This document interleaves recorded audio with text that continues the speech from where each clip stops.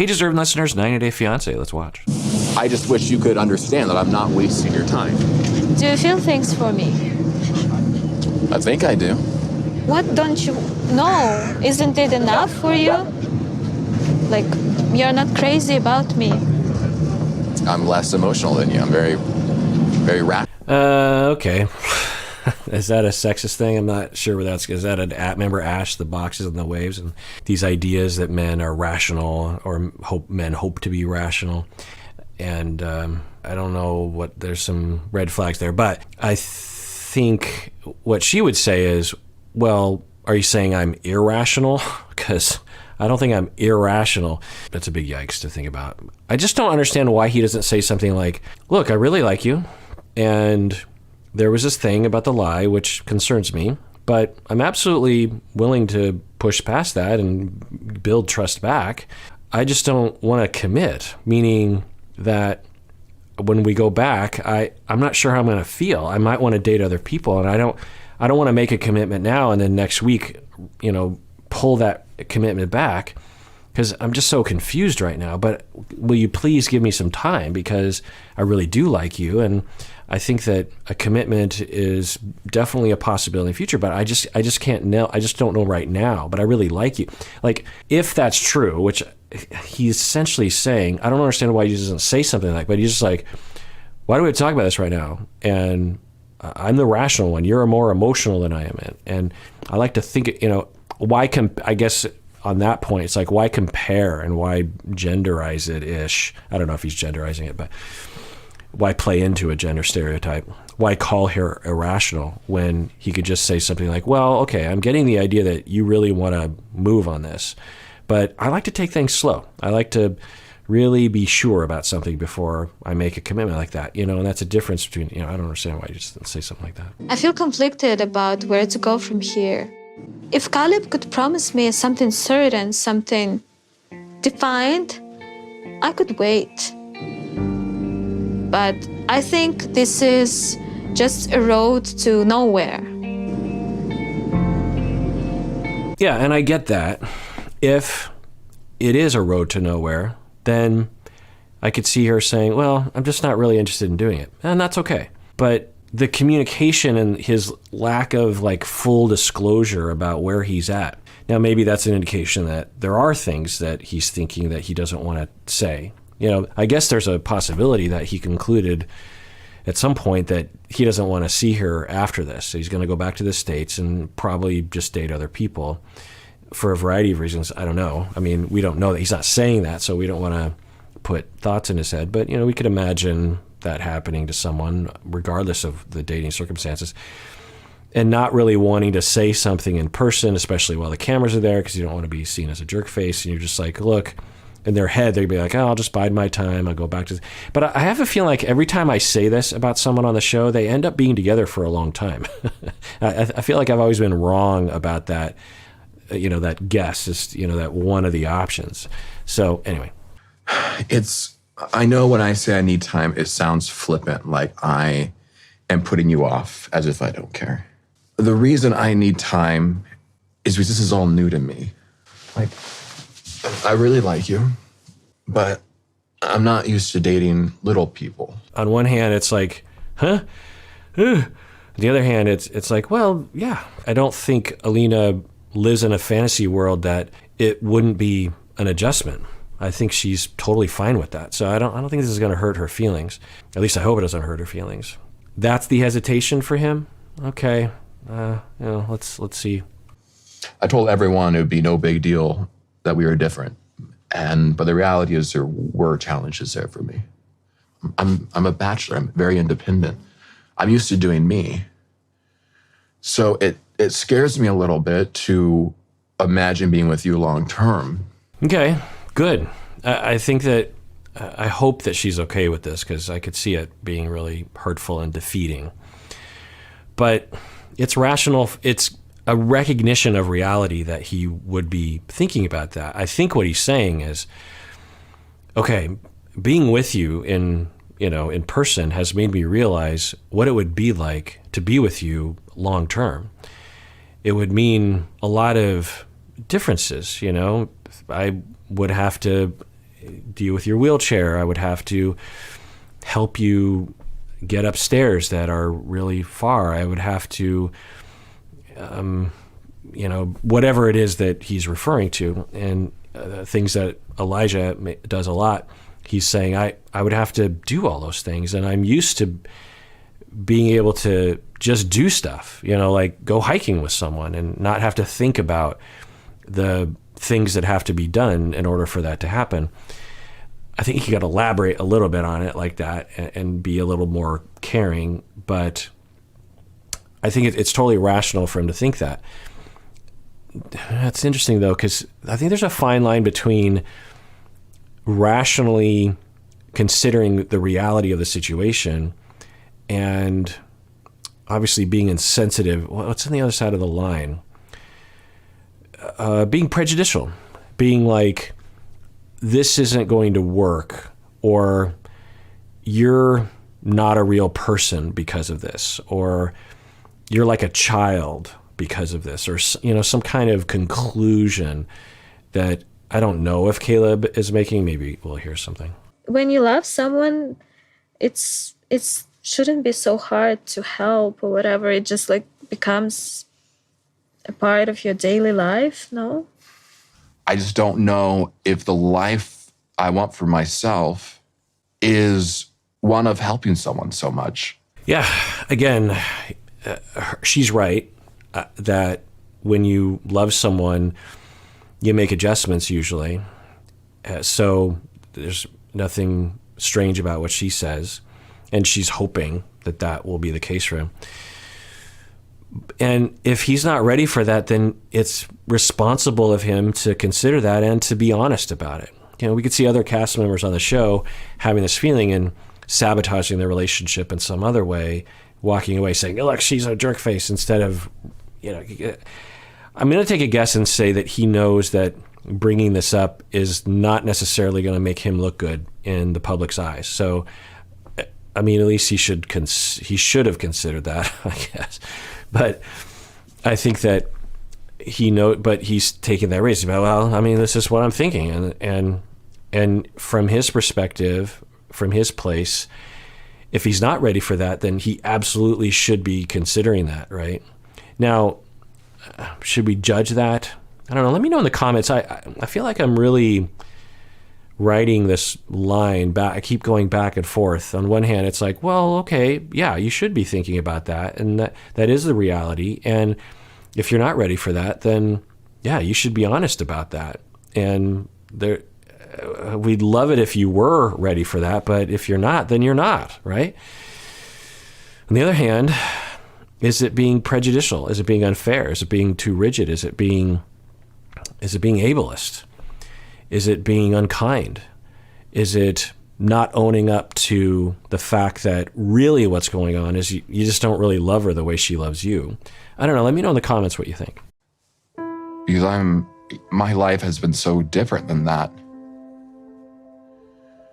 Hearing that from Caleb, I'm disappointed and I'm heartbroken.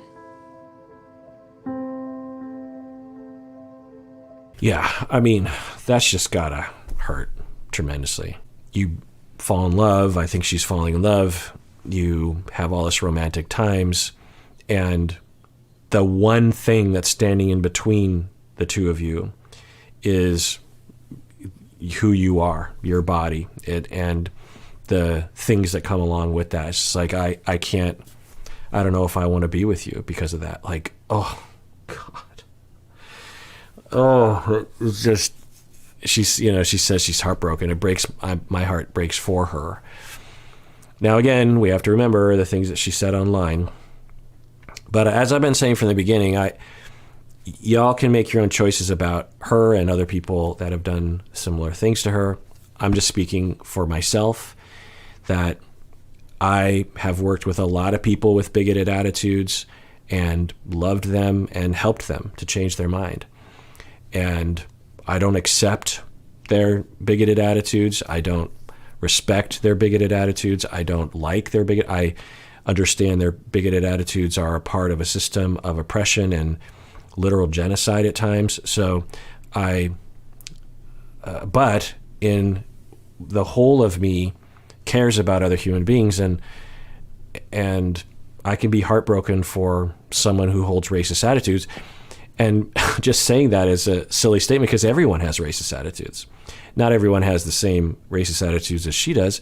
Not everyone has the degree of racism that she exhibited. But everyone has biases based on culture. You can't live in a culture of racism without internalizing those messages and have to constantly fight against them. That's the true self-awareness around racism, is that I am racist because I have internalized racist attitudes and I have taken them as fact. And they are in my bones. They are in my implicit bias against other people. Do I need to beat myself up for it? Do I need to constantly, flog myself for things? Not necessarily, but knowing that when we look at someone and we see their identity in their presentation, we will categorize them. And there are certain categories of people that have associations with them, some good, some bad. That's just human life. And we've been given those associations by society. So I'm just saying that I remember and I know what she did. She specifically talked about half Asians and about essentially, I think that we're disgusting, or something about half Asian, half white people is cry face for her, the emoji she used. And and the racism could go much deeper than that. I don't know. It seems likely, but I don't know. And at the same time, so I can acknowledge that, I can feel hurt by that, and I can have compassion for her in this moment. That for her, I don't know, but feeling inadequate because of being a little person, feeling rejectable, feeling like you can never have love. I don't know if that's where she's coming from, but maybe it is. And this is just confirmation of that, and if I was Caleb's friend, I'd be like, don't word it that, to frame it like there's only one thing. Now, what if it was that one thing? But, if I were his friend, I'd be like, that can't be it. I mean, because if you really love someone, you'll get over that, right? I would think, but love is love, people are people. I don't know. I would just wish that he wouldn't say that. I wish he would say something like, look, I'm dealing with the reality of what it's like to be with you. And it's a really huge shift for me. Like, I am not used to taking care of people. The way I've been raised, I've never had to take care of anyone. I don't really have that kind of personality at this point. Maybe I'll develop it, but it's really a challenge. Like, it's hard for me to remember, and I don't feel natural. I feel like there are other people that are better at that sort of thing. So I'm just going to say that. But probably more importantly, I just don't know how I feel about you yet. And I don't know. And I just need more time. Like, I wish he would say something like that instead of the main barrier. I need to come clean and tell you that essentially the reason why I don't want to be with you is because you're a little person. It's like, oh, God. Understand it might be scary, but I'm kind of tired of that, of like people being scared to be with me because I require like help or whatever. But this is the first reason always.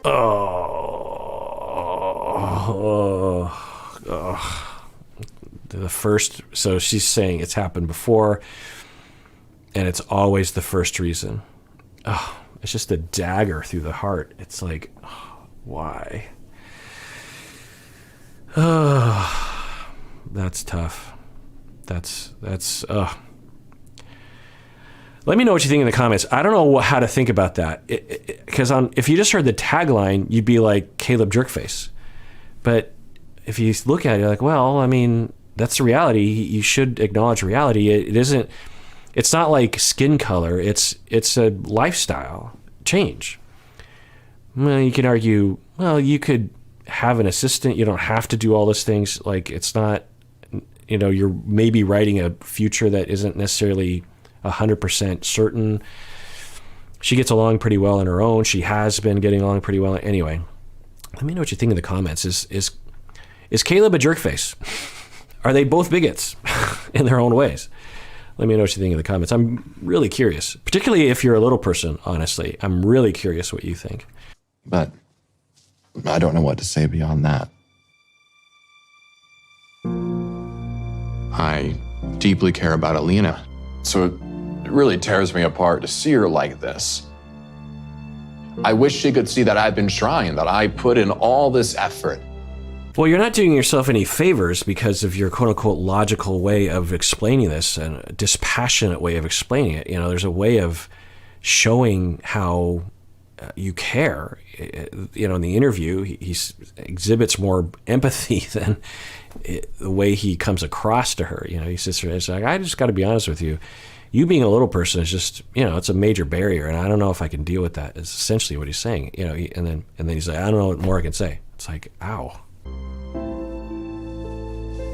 Over here.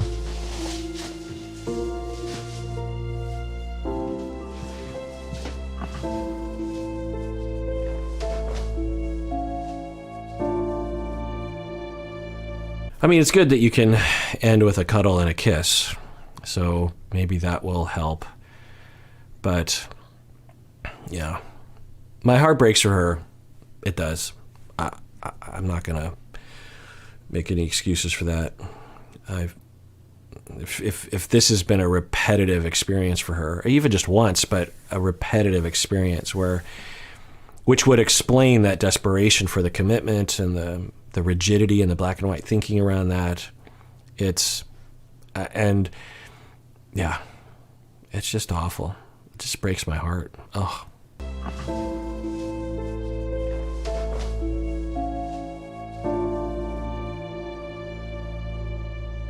The other thing I'll say, and I've talked about this before, is that there's a phenomenon that's well documented and understood in my field, that when you oppress a group of people, one of the ways that you can reduce the oppression as you're being oppressed by the mainstream culture or the dominant part of the culture.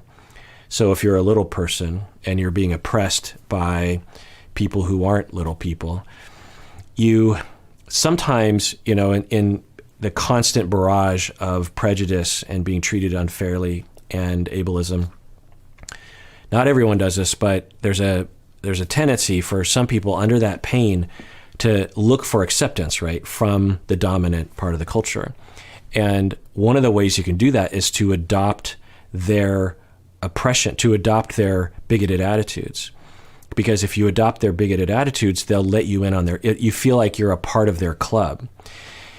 It's like if you're on the playground in the third grade and you're being bullied, one of the ways out of being bullied is to get behind the bullies and say, let's go bully that other kid, and then you're on the same team. That's essentially what's happening. So if you're a little person dealing with ableism and a lot of prejudice and unfair treatment and being seen as, being ignored, being treated like an alien, and, all the various different experiences, and you're just desperate, like, will you please just treat me like I'm a normal person? Look, I'll show you. I can be just as racist as you. Look, we're both racist, being racist about this, other group of people. Will you accept me now? Is that what's happening? I mean, it wouldn't be the first time it has. To be clear, I'm not excusing it. Bigotry is bigotry, and you can be of an oppressed group and still be a horrible bigot, and that doesn't mean it's okay. It's not a license, especially when you should know better. But it is a known phenomenon. It is something that we see. And often when we help people and help them heal from the oppression and the unfair behavior, their bigotry will go away because it's not really a part of their soul. It's a thing they're doing to gain acceptance. I don't know. I'll try.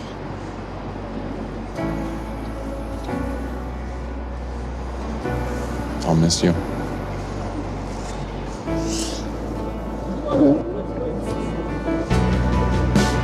I mean, in some ways, I think we're seeing two people who had a close enough friendship for a long time in different parts of the world. They finally met up in person. They gave it a shot in person, and she really likes him, and he's unsure. So, I think that's one way of summarizing at least the relationship aspect. And as they transition from, being not in person to in person, and then back to not being in person, they cross that threshold. They give it a few weeks. As I didn't show this clip, but he said, give it some time to breathe, and we'll see what happens. Then they can see, maybe when he has a week apart, he'll be like, oh, I miss you. I've rethought about it. Yeah, I definitely want to see you again.